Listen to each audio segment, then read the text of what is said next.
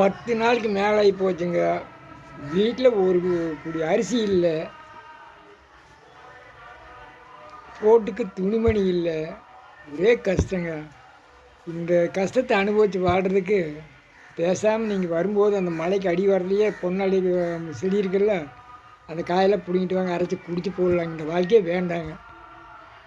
பொண்டாட்டியோட இந்த குமுறில் கேட்டு புருஷங்கார சொல்கிறேன், சரிம்மா நீ சொல்கிற நான் இந்த 10 நாள் அலம்போது பார்த்து ஒரு மிருகமே கிடைக்க மாட்டேங்குது. வேட்டைக்காரனா பிறந்தேன்னு பேர். என்னுடைய நேரம் நம்ம டைம் சரியில் போல இருக்குது. இன்றைக்கி ஒரு நாளைக்கு வாய்ப்பு கொடு.